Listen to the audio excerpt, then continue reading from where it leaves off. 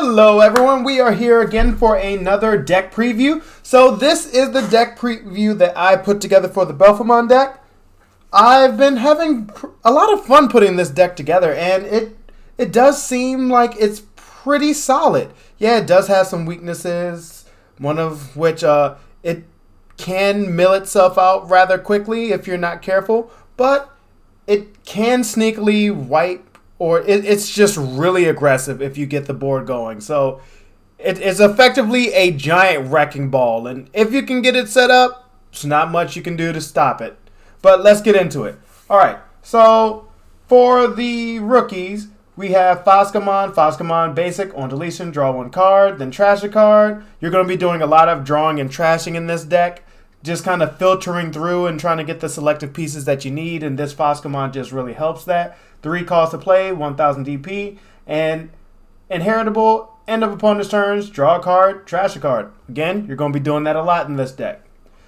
We pick Belphemon again for the drawing and trashing for his own deletion. 3 costs to play, 2 costs to 2000 DP, and again, on deletion, draw 2, trash 1. And what's really important for this deck is that when you're doing the drawing and trashing, you want it to be on your opponent's turn. Alright, so next up we do have Belphemon, 3 costs to play, 2000 DP. We have this one here for 2 main reasons. It's on play skill, trash 1 card in hand, and if you do, return 1 card with 7 Great Demon Lords or 3 Musketeers in type from your trash to your hand. We are pretty much going to just be using it to grab the 7 Great Demon Lord, i.e. Belphemon, and also since it does do the draw and trash, depending on how you play it, this effect can be played on your opponent's turn as well, and then that will facilitate some of the other parts in the later parts of this deck. All right, and the secondary reason is because of its trait is evil, and that's going to play a little bit of important role for the way I set this deck up. All right, and the last rookie we have is another Belphemon, 3 costs to play, 2000 DP.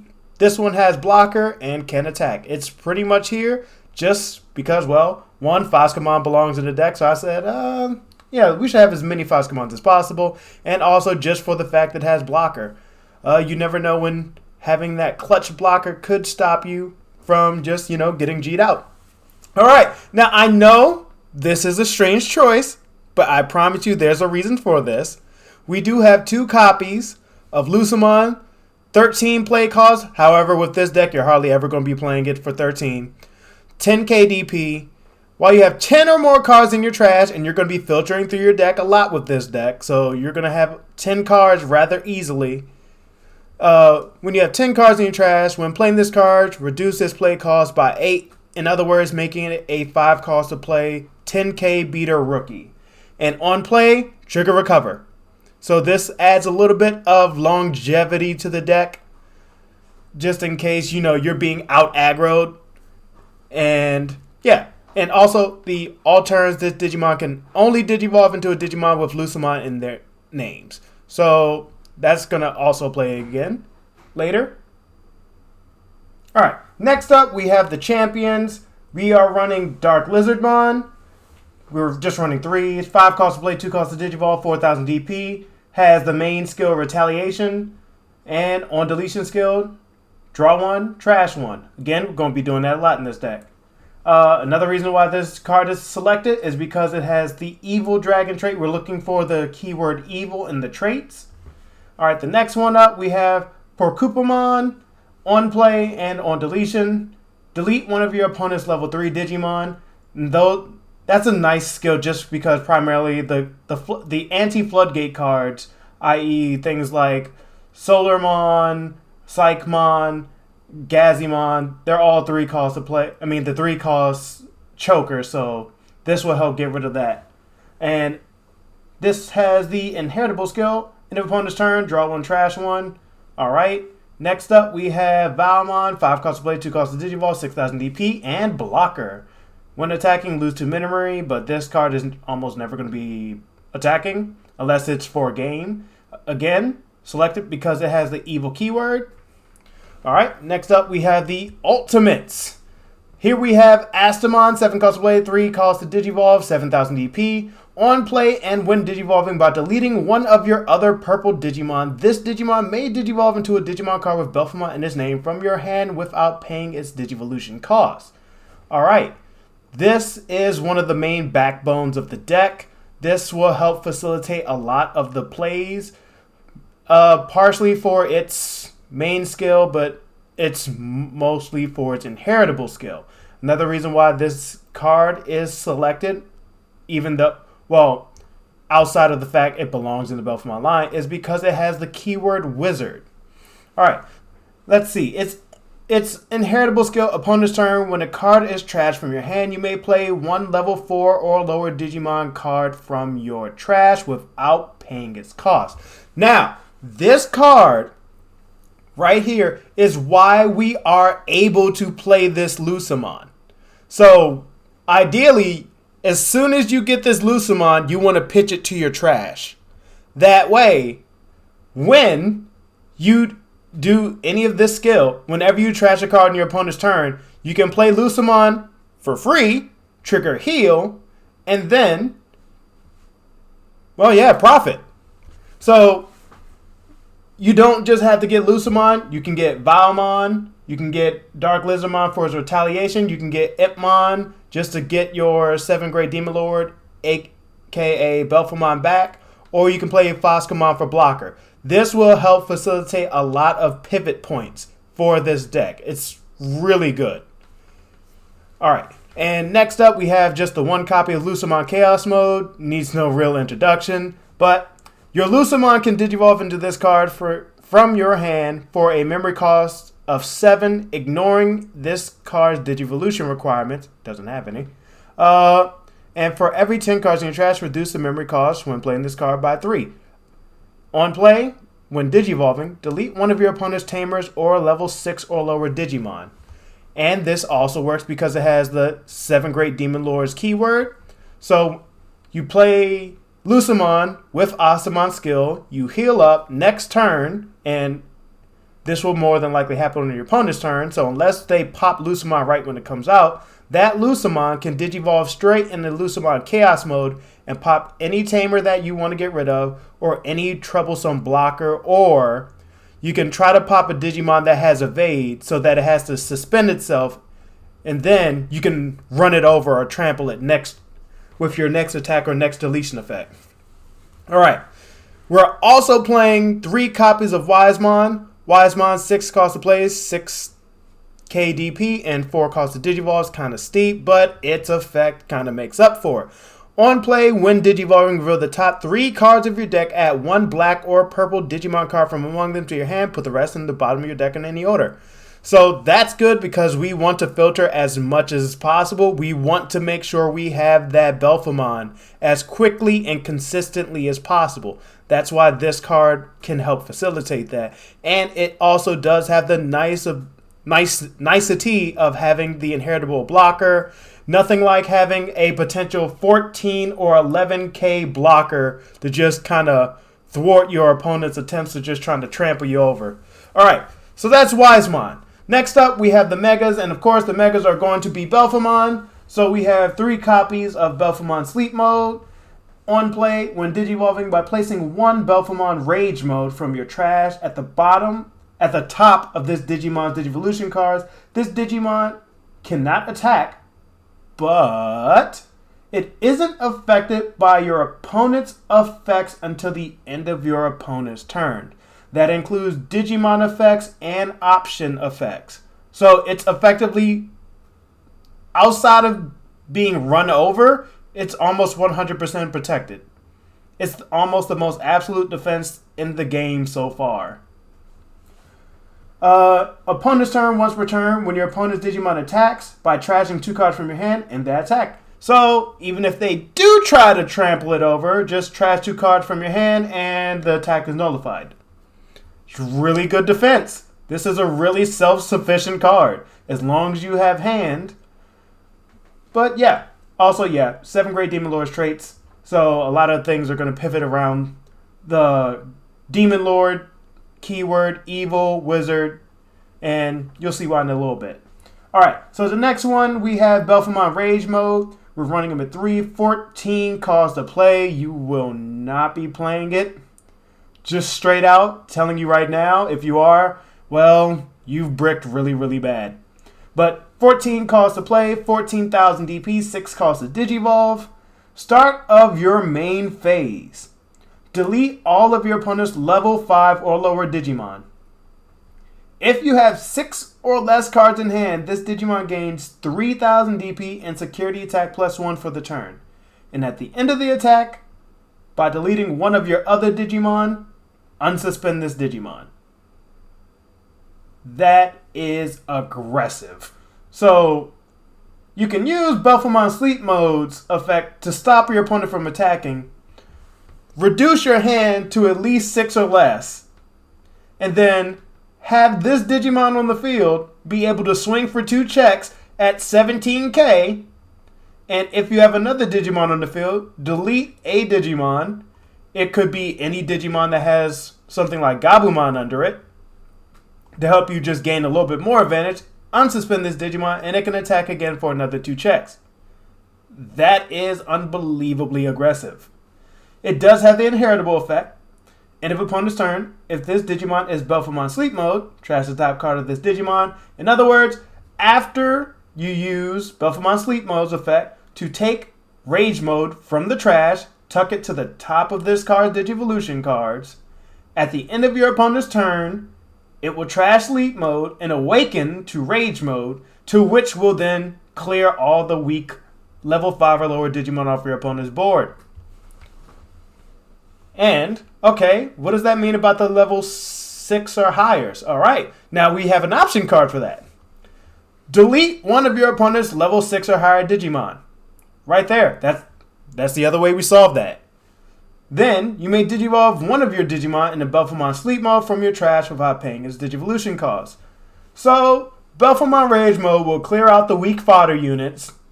And unless that, well, even if that level 6 or level 7 is a blocker, it would have to be able to survive a 17k attack. And if somehow it did, you could just use Gift of Darkness, attempt to delete it, and then immediately Digivolve back into Sleep Mode from the trash, to which you can then have 100% impunity defense once again. It also does have the security effect by trashing one Digimon card from your hand. Delete one of your opponent's Digimon with a level less than or equal to the trash cards. This, again, on your opponent's turn. If they check this will trigger draw a card, trash a card, which would then trigger Astamon, to which you could play any of your low-level cards. Just really nice. Really nice. Okay, yeah, we do have 3 copies of Purple Memory Boost. Nothing inspirational here. 3 calls to play. Look for the top 4 cards at a purple Digimon card. This is just here for filtering and the occasional gain to memory. Alright, now here we have Akihiro Kurata.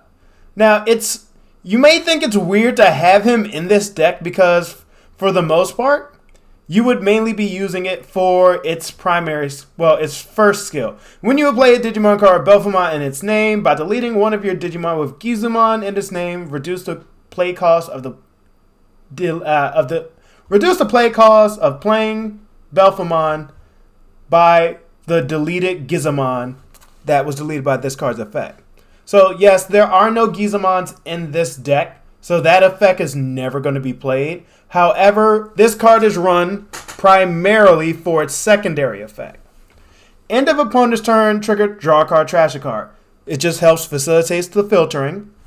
Then, by placing this Tamer under one of your Digimon, Belphemon in its name, at its bottom Digivolution card, delete one of your opponent's level 6 Digimon.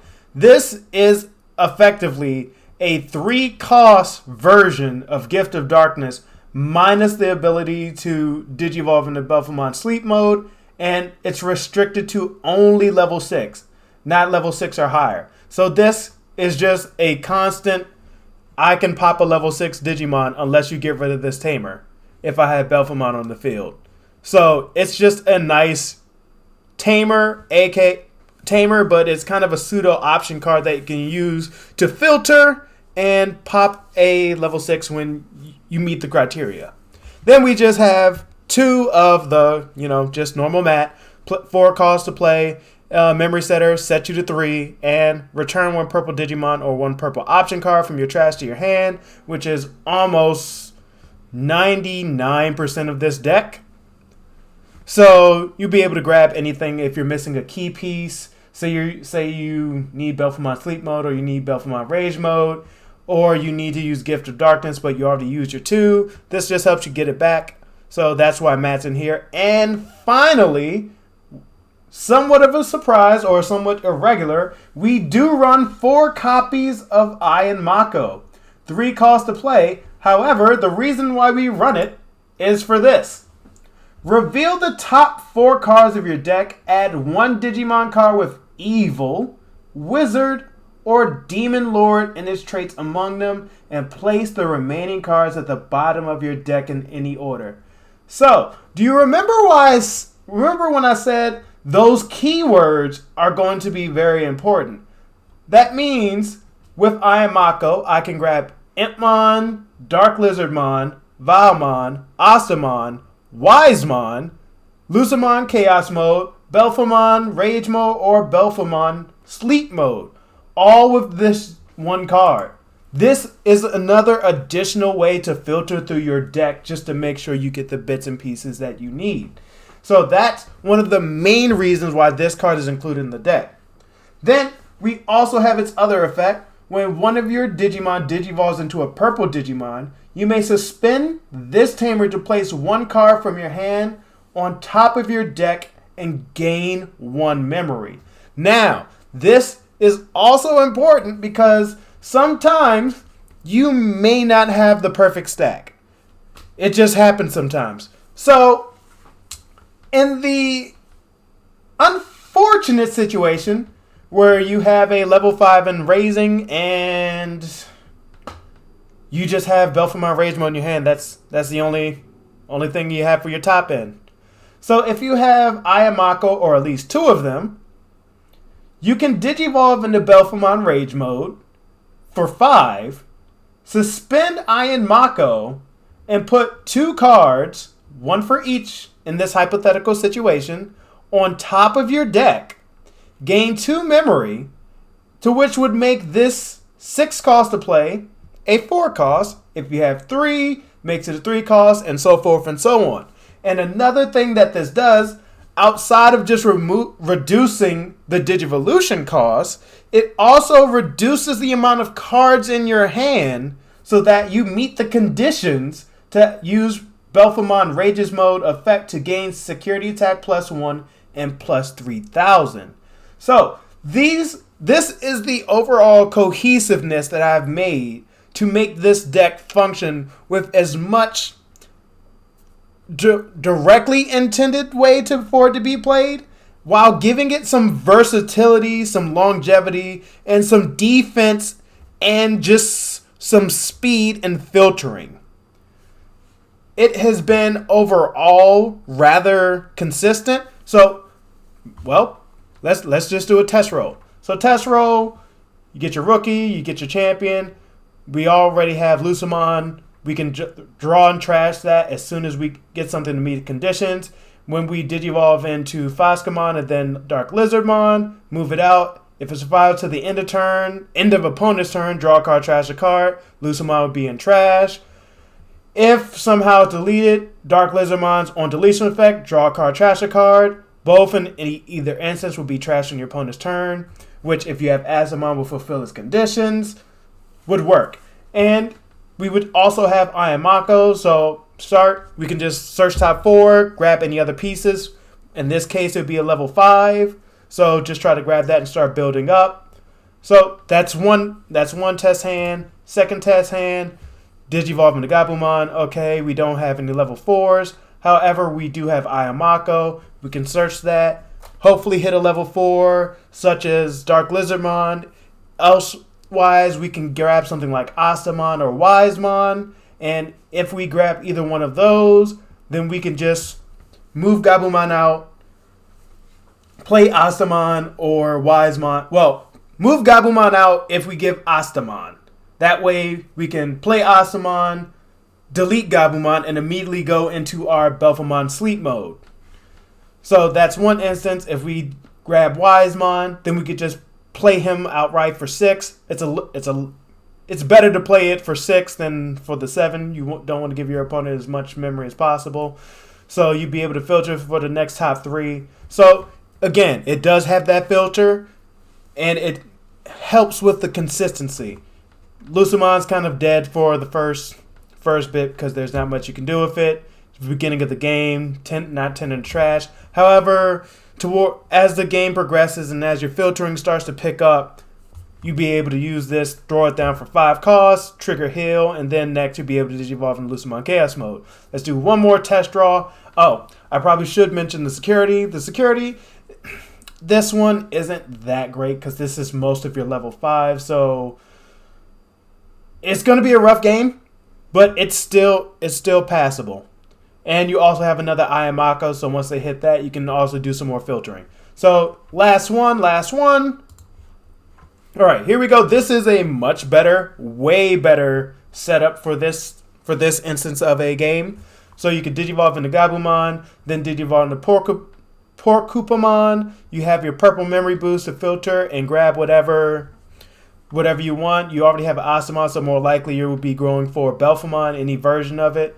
Your security has Mat, so you'd already have some type of memory setter. And if something's in trash, you can grab that. And then eventually they'd hit Akihiro Kurata, which would help you with the filtering. And then also, like I said, is that pseudo option card that will, if you get Belphemon on the field, you can pop a level 6 on your opponent's side of the field. And again, you have 2 copies of Purple Memory Boost. So it's more filter and gives you a little bit more leeway for memory. And when you if you do move Gabumon out after Digivolving Porcupamon and then you Digivolve into Astamon, it does allow you to help filter with Porcupamon's effect, and if Astamon does get deleted, which would be incredibly unfortunate, you would still get the effect of draw 2, trash 1, so you can filter through your deck a little bit more. So, as we've seen already, at least with this algorithm, this Fisher-Yates algorithm for randomness for deck shuffle, this deck does not seemingly brick at all. It always has some play you can make, so you don't have to first turn just throw something unadvantageous out and hope things go well. Let me know what you think. Let me know if there's any improvements you think should be made. I know you can make this with the Gizamon line, but I feel I don't like to be really constrained by the way things are intended to run. I do like to have my own personal flair thrown into it, and this is my own attempt at that. But let me know if you can think of anything else, ways to improve it. And thanks for joining in. We do have, I would like to mention we do have some news. They have already mentioned that we will be getting the next iteration, BT-14. I believe it's Burst Ace. So we will have a patch prediction video come out seemingly into the future. Once we at least get a little bit of information. We can make some early inferences right now, but it would just be blind, and, you can make blind inferences anywhere. Doesn't make it any more likely to be true and help you kind of figure out what you should be buying before, the price spikes from hype. All right, so with that is the end of this video. I thank you once again for joining in and making it to the end. And I will talk to y'all next time. Thank you very much. Goodbye.